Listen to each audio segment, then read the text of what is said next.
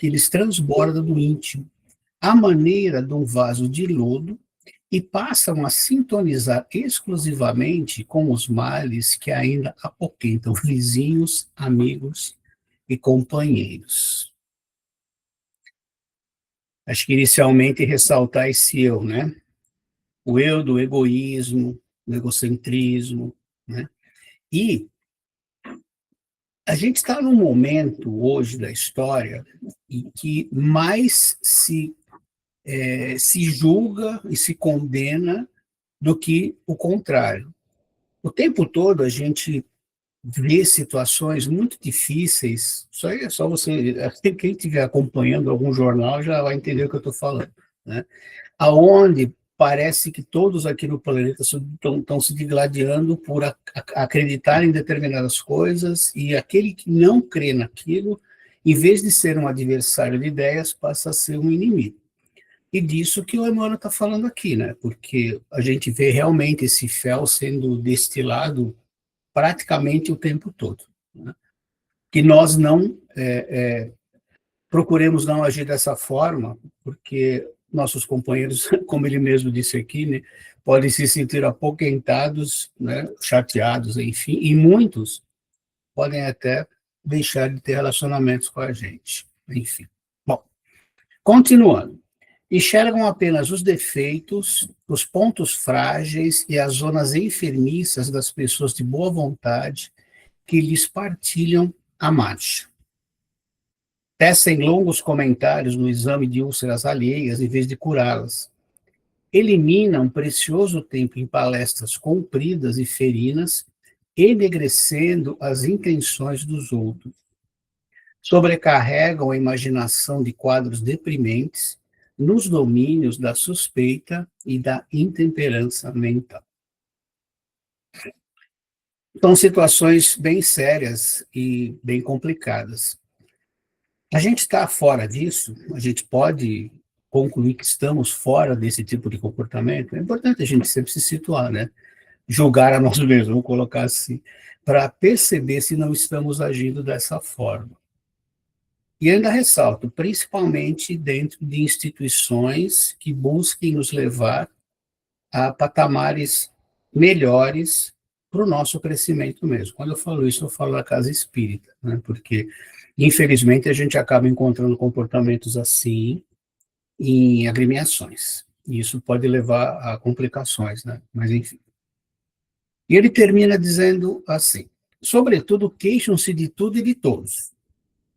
Projetam emanações entorpecentes de má-fé, estendendo o desânimo e a desconfiança contra a prosperidade da santificação, por onde passam, crestando as flores da esperança e aniquilando os frutos imaturos da caridade.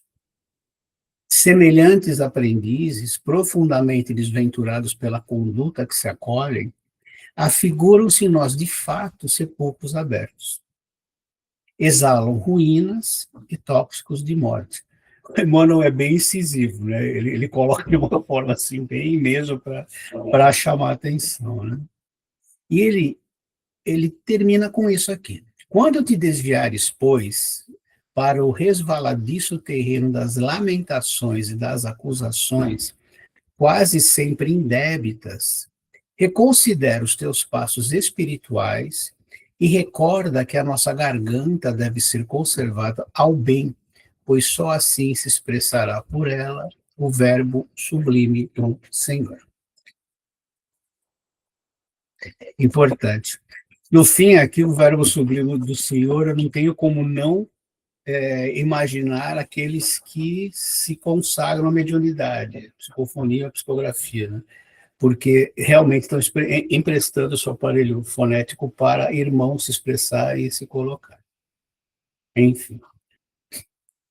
O que eu vejo aqui é basicamente o comportamento que a gente deveria evitar quando em grupo, primeiramente, colocando aí também a família, não só os grupos que sejam fora, a todo e qualquer contato pessoal que possa levar a você deixar de ser cristão. Vocês concordam com isso? Gente, eu não gosto de falar sozinho, tá? Infelizmente, eu não contenho essa. Eu gosto do pessoal participando, então, por favor, me ajudem e participem. Eu vejo isso como um comportamento não cristão. Vocês concordam? O silêncio, eu vou achar que vocês estão concordando. Alexandre? Estou aqui deixando as pessoas falarem, né? Porque senão eu vou aqui desembestar.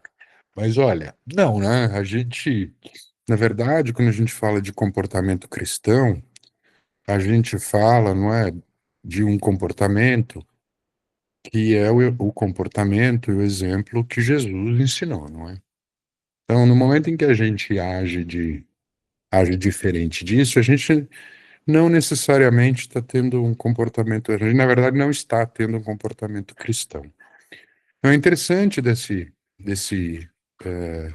texto, que Emmanuel é um pouco duro, não é? Porque ele compara, né, as nossas imperfeições, não é? Com né, o mal-estar que causa um sepulcro aberto, não é? Então, ele fala de todas as nossas imperfeições, não é? E não só o falar, mas o pensar também é muito importante, não é mesmo? Porque a gente, quando pensa, não é? Eu vivo repetindo essas coisas, né?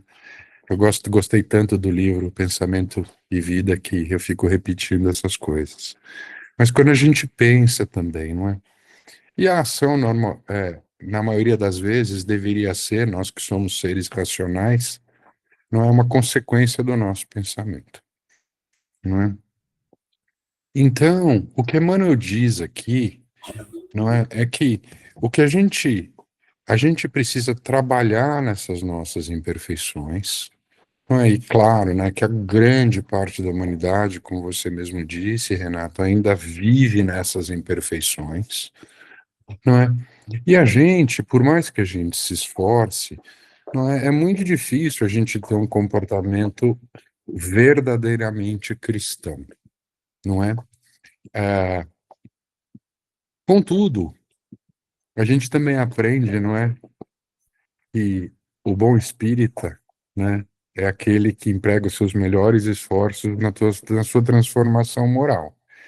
Não é? Então a gente poderia, de certa forma, imaginar que uma pessoa que emprega os seus esforços na sua transformação para ter um comportamento cristão, que ela já está tendo um comportamento cristão, apesar, não é, Apesar das dificuldades que são é, grandes, né? é, Não, é isso mesmo. das Né? suas imperfeições, não é? E aqui o que Emmanuel, a gente fala, né, ele fala da garganta, da nossa garganta, né?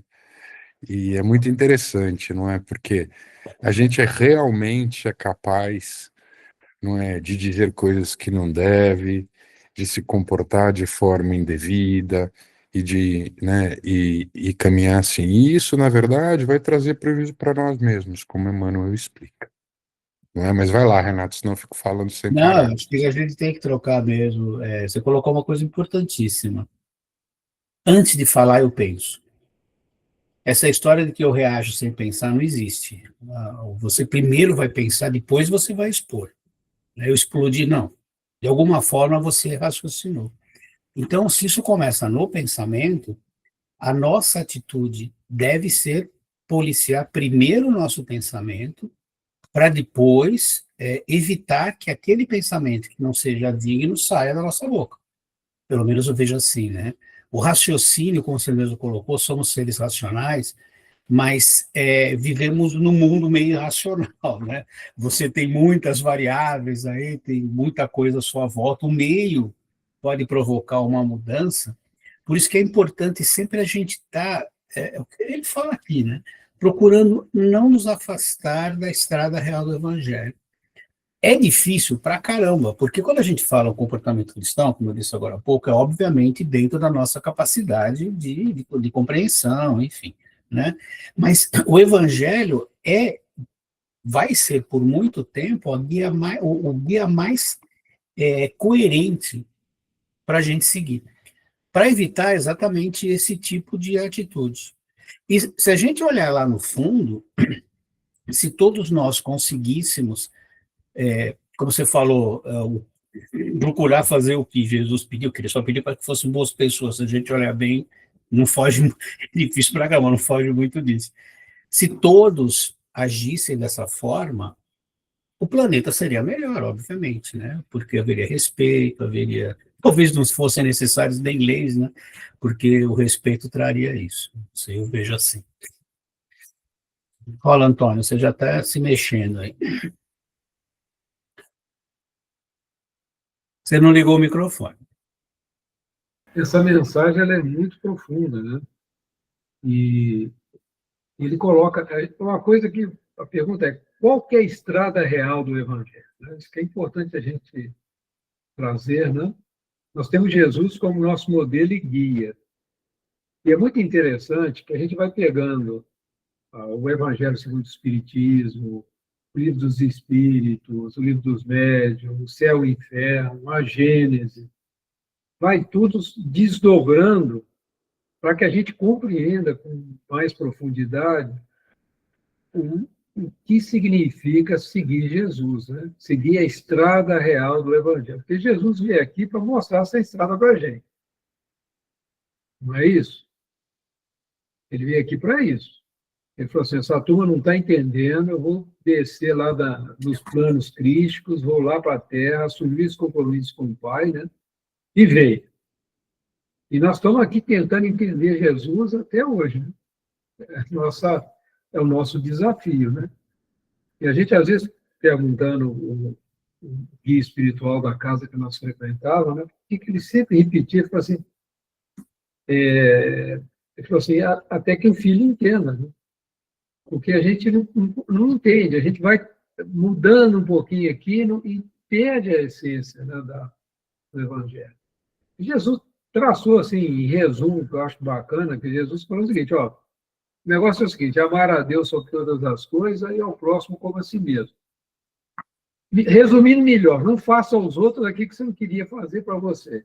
E um dia, vocês vão se amar como eu amei vocês. Um dia. Não precisa ser agora, não. Se você já não fizer aquilo que você não quer para você, para os outros, já está bom demais. Não é isso?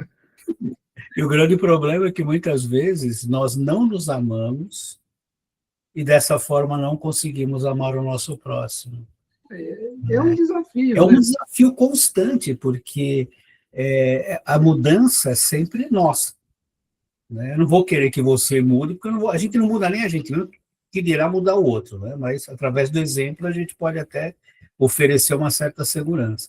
E eu sempre penso nessa frase: amar aos outros como a si mesmo. Mas será que eu me amo o suficiente para amar o próximo? Será que eu consigo, né? Sabe, Renato, eu acho também a coisa que eu aprendi com a espiritualidade, não vão complicar. Não vão. Você não gosta que ninguém bata na sua cara, não é? Exato. Então não bate. Aí eu não gosto de crítica. Então não critica. Vamos no simples. Não vou complicar o negócio, não, porque a gente, pelo menos aquilo que eu não gosto, eu tenho consciência que eu não gosto, eu já posso não fazer. Aquilo que eu ainda me maltrato, né? Por exemplo, eu me sinto, vamos dizer assim, incapaz de determinadas coisas, eu sinto inveja de determinadas pessoas que conseguem fazer coisas que eu não consigo fazer, e tudo bem, isso aí é uma falta de amor comigo mesmo, né? Quando a gente começa a cobrar coisas que a gente não tem estrutura ainda para fazer, isso é uma estupidez, mas a gente faz.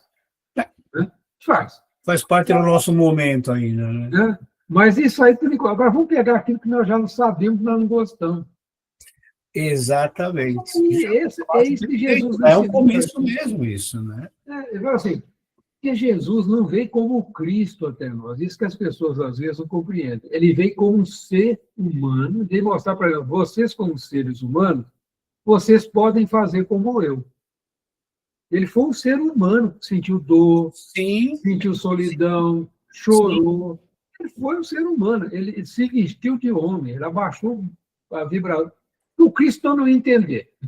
Imagina um Cristo aqui, na sua totalidade, conversando. Não vamos entender, não. Um anjo a gente já não entende, né? Então, ele é um espírito como esse, né? É isso que eu fico pensando, porque assim, a gente começa a complicar muitas coisas. Eu aprendi isso muito com os pretos velhos. Eles são fantásticos. Simplifica o negócio e fala assim, é isso, não complica. Não complica, você não tem condição ainda de fazer aquilo que o Cristo fez, mas faz o que você já pode. Mas é isso mesmo. Se não adianta você querer adaptar, às vezes, né? E ele falou uma vez com a gente assim, e é em casa, viu? E é ali que está o seu compromisso. É como o André Luiz coloca, que o lar é o cadinho da gente, né? Você sabe o que é cadinho, né? Sei. Eu sou metalúrgico. Meu avô era Ourinho. Eu sou metalúrgico. A minha vida foi mexer com cadinho. Meu avô era Acrisolar, para mim, o aço. Então, Eu vivia acrisolando o aço, ou seja, purificando. Então, tudo isso é muito interessante e essa colocação de ser simples realmente ajuda bastante, porque se a gente começar a complicar, realmente vai ficar cada vez mais difícil, né? Mas também essa simplicidade, como você colocou, tem que ser dentro desse caminho do evangelho. Isso aí. Porque lá as dicas estão lá, da gente seguir. É que a própria... Eu costumo usar uma frase, o pessoal não gosta muito, mas a doutrina mal compreendida é um poço de culpas, né? Porque tem coisa que você não vai conseguir fazer ainda. Eu tinha um amigo que ele falava um negócio que eu morria de rir, ele falou assim, a pior coisa do mundo, ficava assim, é o burro com iniciativa. Então não seja um burro com iniciativa. Nossa, perfeito, é isso mesmo. Desculpa, ele era muito engraçado, né? Não era espírita, era um cara muito, tem inclusive materialista, mas muito engraçado. Assim, Deus me livre, rapaz, é um perigo, né? E dentro do Evangelho, quando a gente, por exemplo, na convivência de um centro espírita, o que nós podemos fazer? Eu não posso querer a tarefa do outro, eu tenho que ver aquela que eu dou conta, eu vou lá e faço. Sim. E faço com muita alegria e com muito carinho. Se um dia eles me pedem para fazer outra coisa, e se eu tiver a condição, eu vou lá e faço. E a gente vai vivendo de uma maneira simples assim. É isso que eu entendi com a espiritualidade, nesse convívio com os pretos velhos, foi isso, né? Para a gente não entrar nesse danado desses trilhos escabrosos do personalismo delinquente. Pior coisa é quando você se apaixona com a sua opinião. Sim, exatamente. E vem sempre do egoísmo. O eu aí é o egoísmo, né? Você está fechado em você mesmo. Então, eu sou. É o personalismo, né? Aí eu sou apaixonado com a minha ideia. Pronto, lascou. Aí pronto. Pois é, cara. Saí do trilho do evangelho. Meu Deus. Mas, enfim. E aí, gente? Só não estou só falando gente aqui. Eu gostaria de ouvir a opinião de São mais. 3 faladores aqui, viu? Cara, se deixar... Eu já a primeira vez eu não peguei o timing ainda. O Alexandre está até triste hoje, que não estão deixando ele falar. Eu estou vendo, ele está assim, já. Enfim. Meu cachorro está animado aqui hoje. Eu também estou com gatos aqui, foi até fechar a porta. O gato está em São Paulo, né, Alexandre? O gatinho está em São Paulo? Estou em Campinas. Não, digo o gatinho seu, tá? A gatinha. A gatinha está em São Paulo. Está em São Paulo. Você deve profissão. Tá? Ela participa do Evangelho, é uma figura. Não, minha gatinha é espírita, cara, certeza. Tem uma passagem muito bacana aqui nesse texto, que na verdade me marcou bastante, que está lá no finalzinho, né? Ele disse assim: semelhantes aprendizes, profundamente desventurados pela conduta que se acolhem, afiguram-se-nos de fato sepulcros abertos, exalam ruínas e tóxicos de morte. Não é?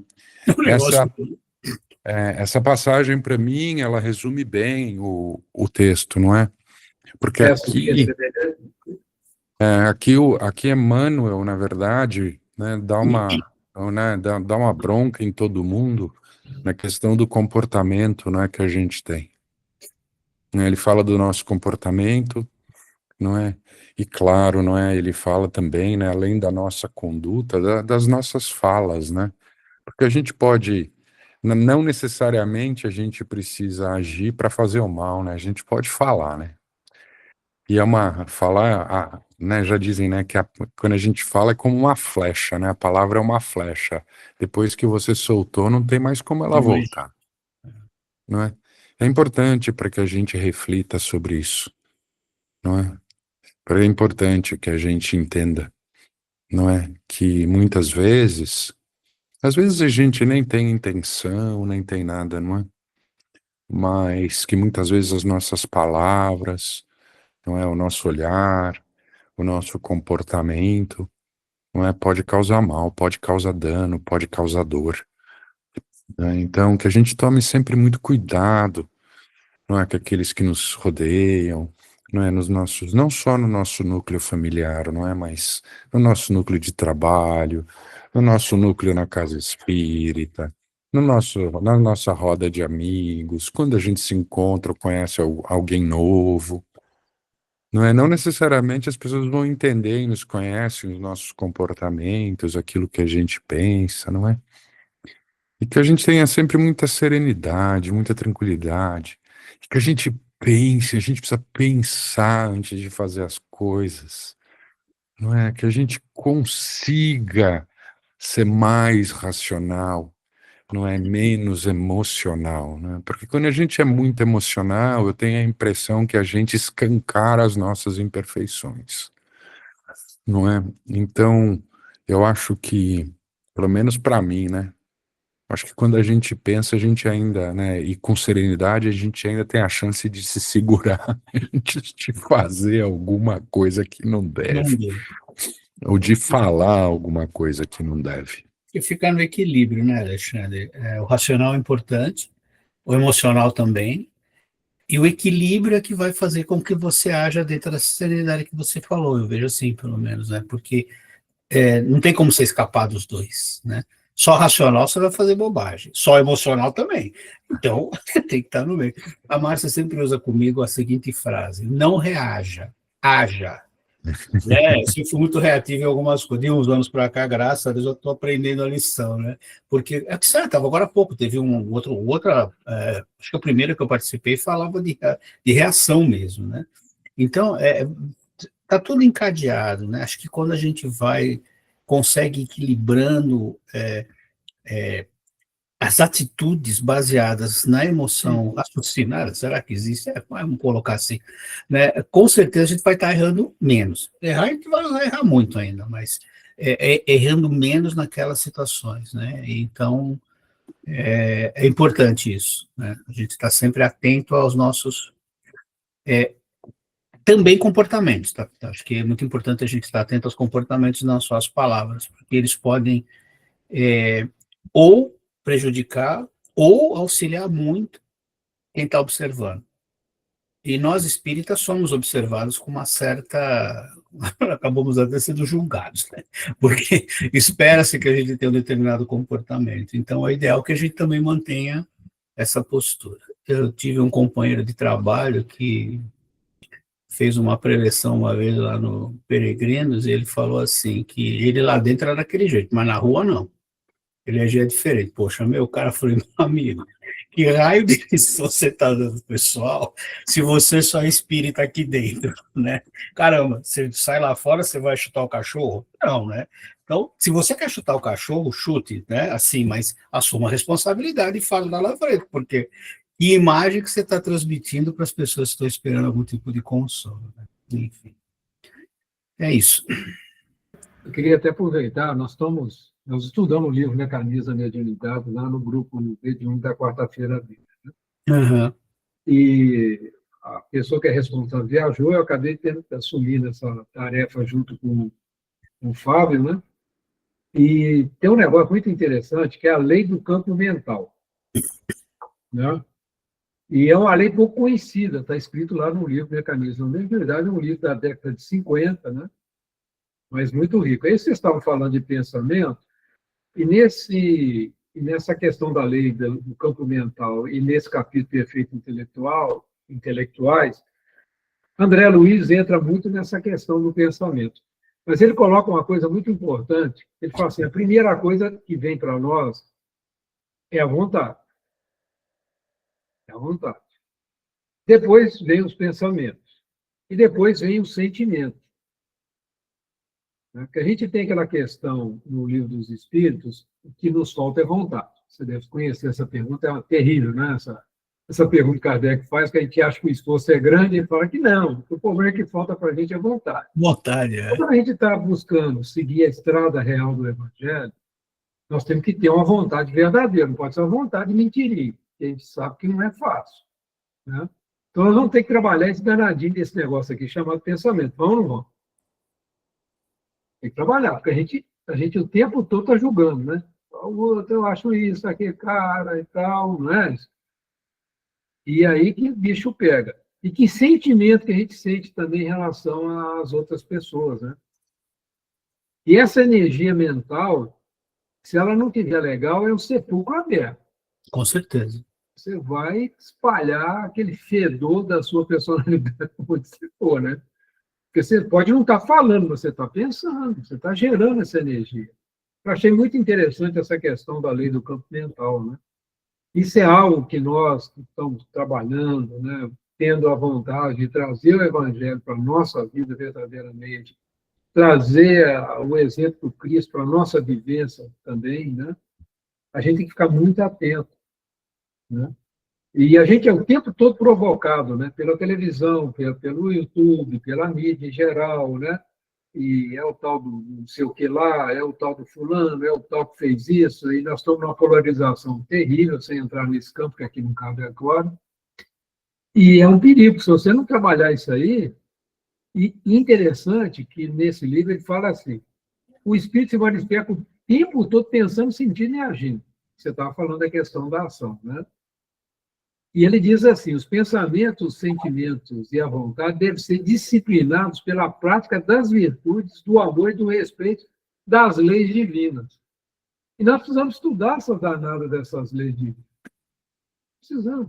O céu e o inferno, que é o fechamento, né, de toda a filosofia espírita, esse livro tem essa função, né, de fechar, ele trata a questão das 25 leis divinas, né? Que na versão adulterada são 30 e tantas, mas na versão que não foi adulterada de Allan Kardec são 25. Então, houve algumas mudanças lá, criaram algumas coisas lá que não está muito legal, não vem ao caso agora, mas nós precisamos entender que essas leis divinas que regem as nossas vidas. E Deus não castiga, é a gente que sai. Exatamente, é a nossa consciência que vai pesar.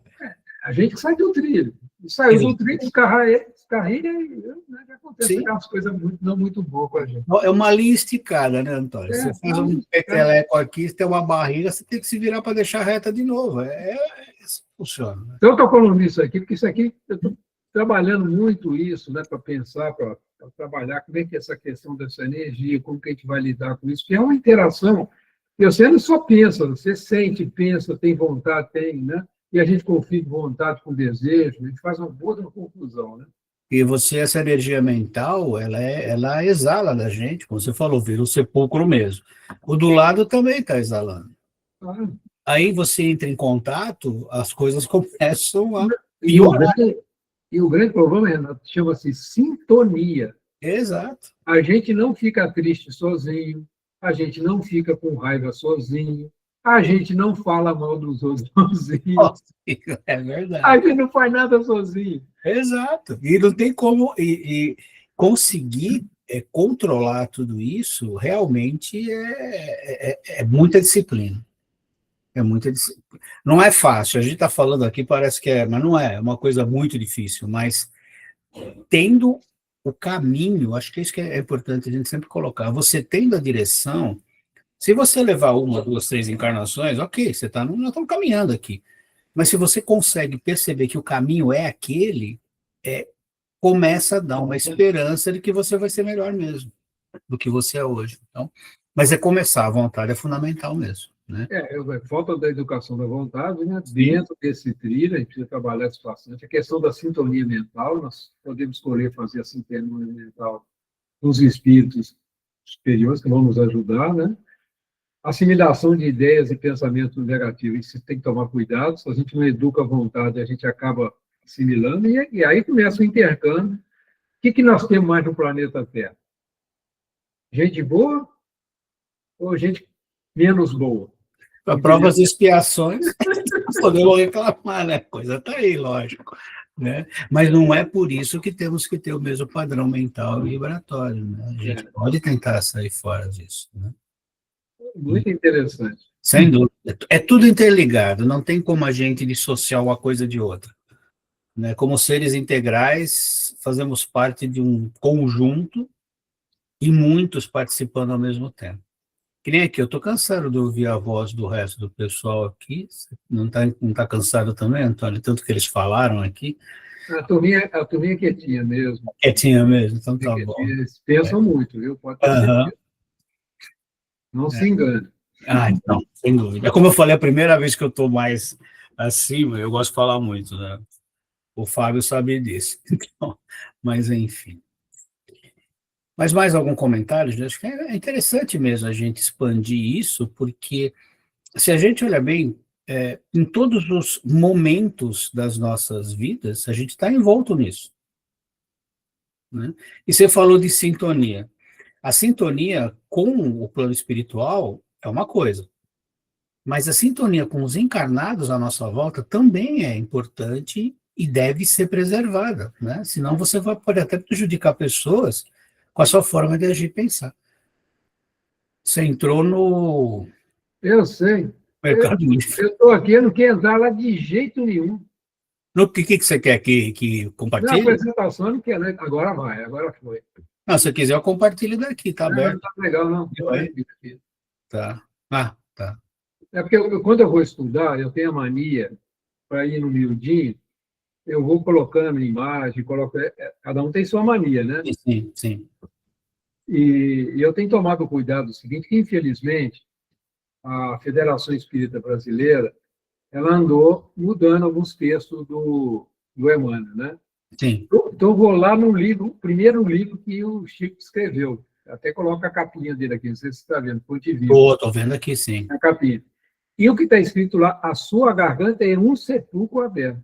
Na tradução do Haroldo Dutra Dias, ele não colocou esse é um, né? Mas o Emmanuel trabalhou com essa frase. Então, esse é o cuidado que eu tenho tomado, sabe? De trazer a frase que Emmanuel trabalhou com ela, da tradução que Emmanuel trabalhou, né? E porque, infelizmente, na Federação Espírita, pegou a tradução do Haroldo Dutra Dias e transcreveu para o início da mensagem que o Emmanuel trouxe para nós, tá? Então, tem que tomar esse cuidado de trazer a versão do Evangelho que o Emmanuel usou, sabe? É importante porque quem acompanhou esse caso sabe que teve algumas alterações que foram bem... alteraram mesmo o sentido da palavra, o sentido da frase. Então, estou tomando esse cuidado, viu? Mas, enfim, é o planeta de provas e expiações. Eles não fizeram por mal, não. Eles quiseram modernizar, então eu tenho certeza que não foi algo com a intenção de trazer prejuízo para o movimento espírita. Isso aí não tenho dúvida. Mas não pode, né? Exatamente, né? Mas não pode. Não pode mudar. Muito bem, gente. Só quando o Alexandre estava aí, isso aqui que me chamou a atenção, esse finzinho aqui, né? Que a nossa garganta deve ser consagrada ao bem, pois só assim se expressará por ela o verbo sublime do Senhor. Eu não pude deixar de pensar em mediunidade aqui, porque se tudo isso que a gente está falando é importante para todos, para os médiuns psicofônicos isso se torna ainda mais importante, porque é através deles que os espíritos vão se expressar. Então, é um cuidado ainda maior que os médiuns deveriam ter, para que pudessem ser o mais próximos daquilo que os espíritos vão trazer para a gente. Né? E sempre o estudo no meio, tem que estudar, gente. Não tem como fugir disso. Isso aí é o ponto, né? Esse é o ponto-chave, né, Reinaldo? Enfim. Não, a gente, por exemplo, tem estudado o céu e o inferno, né? Uhum. E na versão sem adulteração, e a gente estudou as mudanças, o que foi adulterado, não foi, é um negócio danado. E sutil, né? Então, esse é o problema. E sutil, somente com muito cuidado. O Paulo Henrique de Figueiredo, um estudioso, né, da Fundação Espírita André Luiz, e ele está fazendo um trabalho maravilhoso, na minha percepção. o que eu tenho aprendido com ele em termos de análise, de comparação e tudo. Então, eu estou tendo muito cuidado nesse trabalho nosso, das cartas também, de não deixar escapar, né, Sim. não desviar realmente o sentido do Emmanuel, né? Porque isso é de uma riqueza para as nossas vidas. E o objetivo disso não é a gente ficar só na literatura, é a gente trazer isso para as nossas vidas, né? Sim, tem que ser prática a coisa, né? Tem que Tem que trazer trazer para a pro vida. dia, né? Exatamente. E é aquela coisa, né? Uma mentira você percebe logo. O problema são as meias-verdades, O demônio adora, né? O demônio... são insidiosas, assim, você acha que é aquilo, não é, né? Não, além do que você alterar um texto que já está publicado, Isso é crime.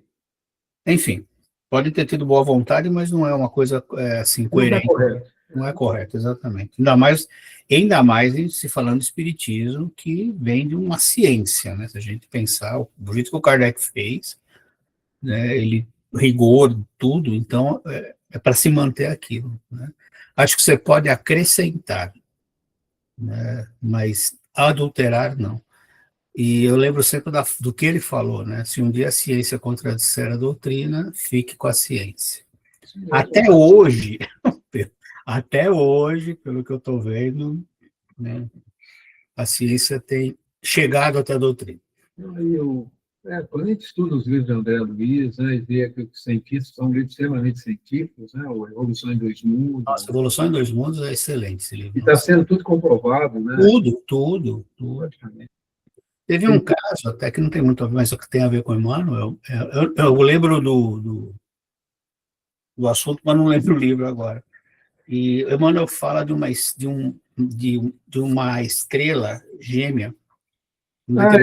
Sírio, tem Eu Sírio. não lembro qual e a Federação Espírita falou que o Chico estava obsidiado, um monte de coisa. Aí, quando descobriram em 1990 e qualquer coisa, existia a estrela lá, gêmea mesmo, né? Quer dizer... Porque é o livro Renúncia, né, quando Alcione comenta que é isso. é a renúncia. Então, Eu lembro desse aí. Então, foi interessante, né? Porque não se conseguia enxergar, porque nossos instrumentos não eram capazes, em função disso, né? Mas é importante a gente sempre ter isso em mente. A doutrina, ela não alcançou aquilo que o Kardec esperava inicialmente, por uma série de fatores. Porque se fosse aceita e adotada durante todo esse período que a gente já viveu, com certeza a gente teria resultados melhores em vários aspectos.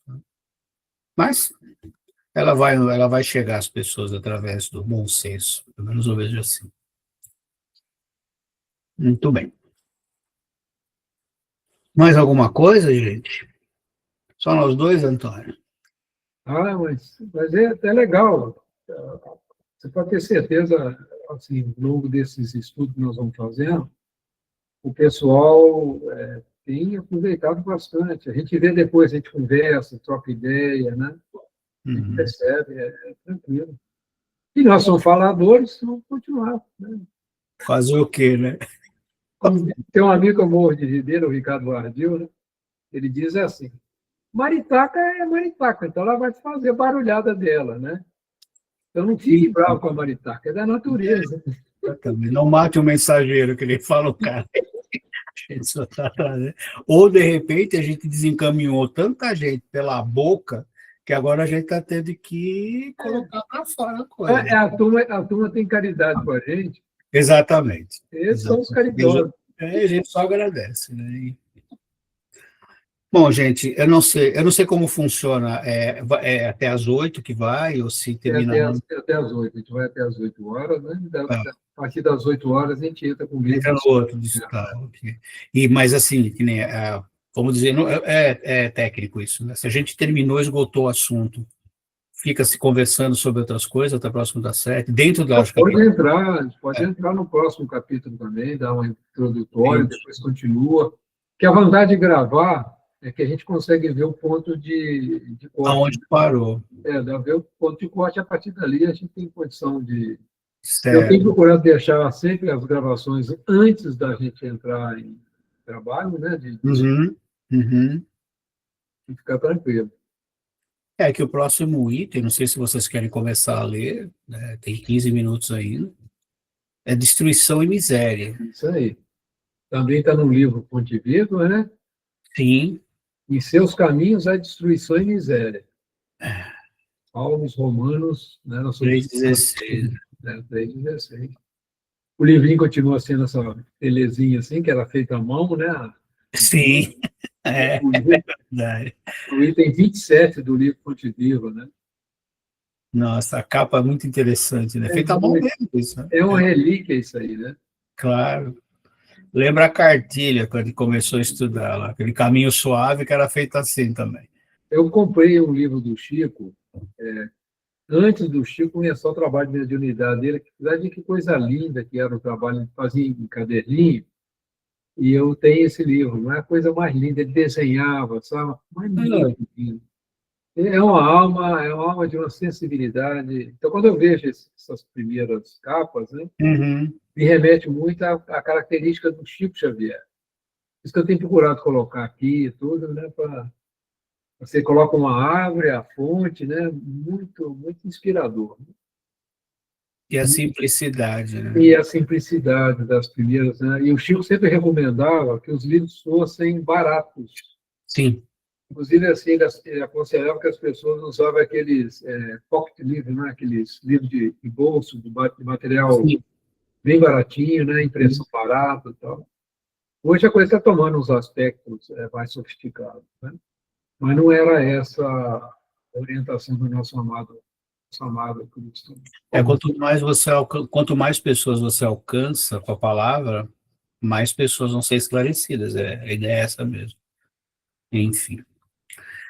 Muito bem. Vamos começar a ler então, gente? Pode ser? Vamos lá. Você quer que eu coloco aqui, que eu compartilho o livro? Pode, pode. Eu tenho tudo aqui também, se você quiser ir Não, lendo tanto aqui. faz para mim. Eu estou com ele aberto aqui. Então, Quer tá. ler? Quiser pôr? Pode. Aí. Eu gosto de pôr as imagens. Não, põe aí. Não, eu acho ótimo. Gostei da Estou com imagem. as manias minhas. Manda Vamos abraço. lá. Destruição e miséria. Então, como começou Romanos 3,16, isso está no Fonte Viva também, capítulo 27, lá.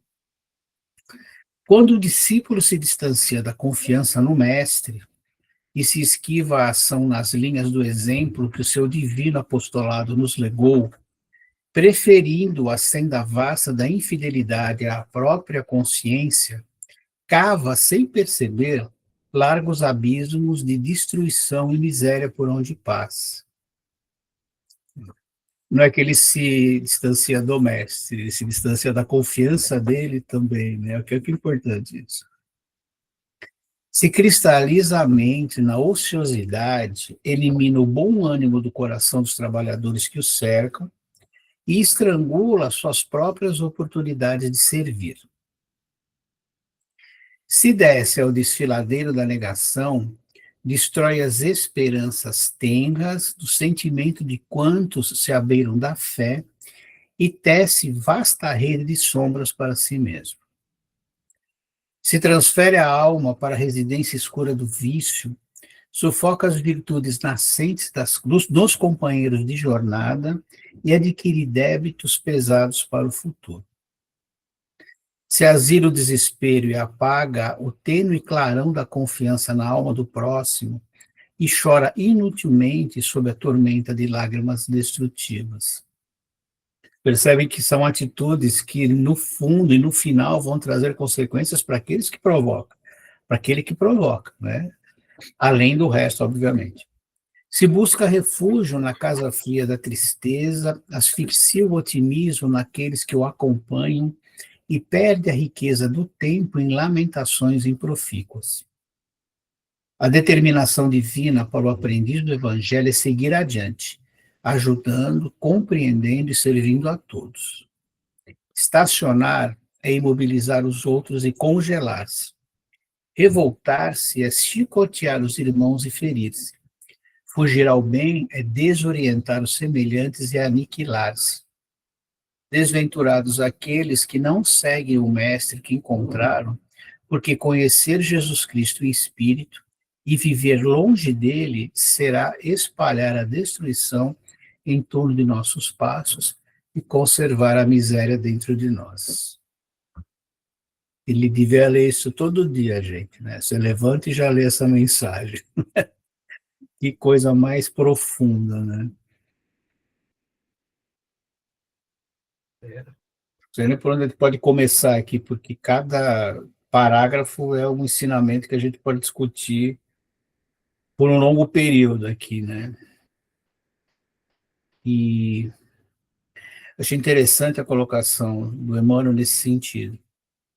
Ele mostra a nossa responsabilidade sobre aqueles que estão, não necessariamente sob a nossa guarda, tá? São aqueles que estão de ombros com a gente. Porque através de atitudes assim, a gente acaba levando esse tipo de consequência para aqueles que estão próximos e vamos adquirindo responsabilidades, podemos carregar por muito tempo, né? A nossa consciência um dia vai nos cobrar. E é interessante como ele usa coisas práticas aqui, né? Esse segundo... Oi? Eu até coloquei essa imagem, porque a gente está vendo isso quando se filma em Gaza, né? Nossa. Não é, essa aqui não é imagem de lá, mas... Não, mas parece, né? Para assim, colocar, porque está tocando nessa... Nós temos ainda, no pleno século XXI, nós estamos vivendo isso. E já, por exemplo, a questão da Ucrânia, já vão fazer o quê? Quantos anos? 3 anos já fez. Então, é algo assim, e é para a gente parar para pensar por que isso ainda ocorre no planeta Terra. E onde não deveria ocorrer, porque passaram por isso no Holocausto, não tem 90 anos ainda. Ele coloca ali, preferindo a senda vasta da infidelidade à própria consciência. Exato. Porque Exato. não é possível que uma pessoa que está à frente de uma organização, à frente de uma nação, e vê uma cena dessa, a consciência dele não fala, fica calada. Eu não consigo imaginar algo assim. Ele pode estar, vamos dizer assim, enterrando ela no abismo, mas ela está gritando. Não faz sentido. Não, sem dúvida. E aqueles que não se dignarem com situações assim, também já deixaram a consciência embaixo do colchão. Porque a indignação ainda é uma forma de você dizer, não, isso aí não está certo, não. Não pode acontecer isso. Né? Se a gente... Não. Ele vai cavar, porque na medida que você coloca a sua consciência, você enterra a sua consciência, vamos usar. Cava sem perceber largos abismos de destruição e miséria por onde passa. Claro. Se a gente tiver... Quer dizer, a gente sabe que as leis estão impressas, desde que somos criados como espíritos lá, simples e ignorantes, sei lá quando. Então a gente tem isso, né? Fico pensando, Renato, agora vamos pensar nas nossas vidas. Na medida que a gente tem essa infidelidade à própria consciência, nós podemos transformar o nosso convívio familiar numa situação muito difícil. Com certeza. Né? E muitas vezes a gente entes da família tomaram caminhos menos felizes e tudo. Muitas vezes pode ser porque dá trabalho. Educar, dá trabalho, você ajudar, isso tudo dá muito trabalho. E a gente, às vezes, hoje a gente nota muitas pessoas que não querem ter esse trabalho. Nós não queremos, vamos usar isso mesmo.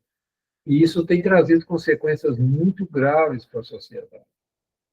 Né?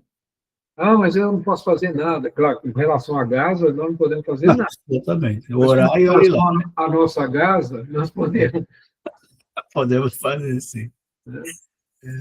E a gente está vendo muita coisa acontecendo. Né? Considero ainda a evangelização espírita o trabalho mais importante de uma casa, porque é lá que você tem a oportunidade de formar boas pessoas, cidadãos de respeito, enfim. Né? Então, mesmo que você não consiga diretamente isso em casa, mas se você conseguir plantar a sementinha nesse pessoal, vai florescer um dia vai florescer. E não assustar quando vier um irmão com visões diferentes e tal. Esse é o trabalho, porque Jesus não veio para os sãos, E muitas vezes a gente quer que tudo corra ali tranquilo, né? Tá? E não vai correr. Não vai, não. É lógico que vai vir na medida que a gente tem força, que a gente tem condição de ajudar, mas a gente não pode perder essa perspectiva, não. Não, de forma nenhuma. Porque senão seria a mesma coisa, eu não sei onde está aqui, que você deixa. Só que se cristaliza a mente na ociosidade, porque eu Isso. quero ter trabalho, né? Só que isso tem uma consequência grande. Olha lá, você elimina o bom ânimo no coração dos outros que estão do teu lado. E você estrangula suas próprias oportunidades de servir, Isso. né? Que servir é fundamental. Então, você falou, chega o desafio, pô, desafios estão aí para a gente exercer a nossa inteligência no mínimo, né? Então, enfrentemos, né? Desde que a gente possa fazer alguma coisa. Você falou de Gaza, não tem jeito. Que pode orar e olhe lá, né? Se conseguir. Mas os que estão próximos a nós, a gente pode sim, de alguma forma, influenciar para o. É a nossa família, a nossa casa de trabalho, né? Sim, Que enfrenta as dificuldades, o que nós podemos exato. fazer para ajudar. Tudo isso são questões importantes que a gente precisa trazer essas lições, na minha visão, para as nossas vidas. Porque a gente fica com um olhar muito distante, né? Como se a gente fosse só um espectador. É só para os outros, E nós não somos espectadores. de jeito nenhum. Participe de todo esse movimento. Nós somos, quem vai construir um mundo feliz aqui na Terra somos nós. Um dia que eu tomei consciência disso, eu falei assim, puxa, engraçado, tive que ouvir isso do Paulo Henrique Figueiredo. Eu falei, vocês estão achando que vai vir os anjos aí de cima, vão reencarnar aqui, vão fazer o trabalho é de vocês. Claro. Eu falei, puxa mesmo, né, rapaz? Esse trabalho é nosso. E essa história de coração no mundo pátrio do Evangelho, queria que viesse só anjo. Não, tem que vir aqueles que você. Né? Quando tá lá no livro Brasil, Coração do Mundo, Ismael foi aonde buscar a gente? A turma acha que foi lá, né? Foi lá onde que ele foi buscar a gente? Nos abismos da Europa, do mundo velho. Só que a gente queria mudar. Ele perguntou, vocês querem mudar? Sim, beleza, levantando a mão. Estamos aqui enrolados. Mas tudo bem. Onde eu assinei isso? Né? Assinou-se agora. Levantamos a mão e falou assim, sim, Ismael, queremos sim. Ele ainda avisou. Né? Mas, enfim. Não, a gente só pode agradecer pelas oportunidades que Não, temos. queremos sim. A gente ter saído assim, porque é importante que. Sair do velho mundo e vir para cá foi legal. E vamos ter que voltar lá, né? Para consertar aquilo que. Sim. Se for para reeducarmos os outros que ainda não vieram, e passemos para lá também. Tem muitos, né? Eu ouvi o Chico, né? O Chico comentando, muitos de nós que estamos aqui estamos sendo preparados, né, para futuros, daqui não sei quantas encarnações, mas daqui futuro está trabalhando nesses compromissos que nós mesmos assumimos nessas regiões, seja na China, seja Sim. no velho mundo, né? Nós chamamos. Muito interessante. Nada é inútil na obra. Não. E Nada o Brasil é um grande celeiro de preparação de trabalhadores. Já está acontecendo, né? Os centros espíritas fora do Brasil são todos eles com participação de brasileiros. Todos. Todos estão levando a mensagem, gente. Até o Eduardo, que você trabalha com ele, teve sim. lá em... Ele comentou, exatamente. Temos uma amiga nossa que está morando lá em New England, e tem dificuldade de conseguir uma casa espírita, sem dúvida. Mas ela está participando de grupos que têm uma visão, assim, não é como a visão espírita, obviamente, mas ela está lá introduzindo aos poucos o conceito que eles não têm, né? E ela percebe que há um interesse. Chega uma hora que você tem que achar uma explicação para a coisa, né, Antônio? Não tem como. Não tem como. E quando vê alguma coisa sensata, você vai se agarrar aqui. É o que a doutrina traz para nós. Sensato. E é o objetivo desses estudos, né, que nós estamos fazendo, estamos estudando, é exatamente porque esse time um dia se reúne para trabalhos, né, nessa área. Exatamente. É muito legal. Gente, falta 1 minuto, então melhor encerrar, né? Alguém gostaria de fazer oração de encerramento, por favor? Se a câmera tivesse aberta, você ia ver todo mundo fazendo assim. Posso Hoje, fazer? Ô, Fábio. Babi, Grande, Fábio.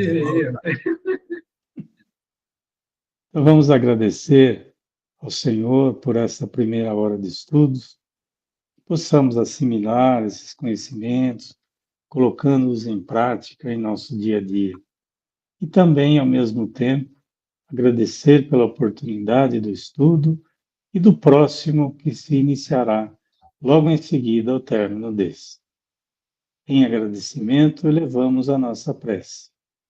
Pai nosso, que estais nos céus, santificado seja o vosso nome, venha a nós o vosso reino, seja feita, Pai, a vossa vontade, em toda a terra e nos céus. O pão nosso de cada dia, dai-nos também hoje. Perdoai nossas ofensas e nossas dívidas, como perdoarmos aos nossos ofensores e aos nossos devedores. Não deixeis, Senhor, que nos entreguemos às tentações. Livrai-nos de todo mal, que assim seja. Obrigado, Fábio. Gente, eu vou indo então. Obrigado pela oportunidade. Daqui 15 dias eu estou de volta aqui. Falou, Renato. Abraços, obrigado, hein? Obrigado, Renato. Tchau, tchau, gente. Obrigada.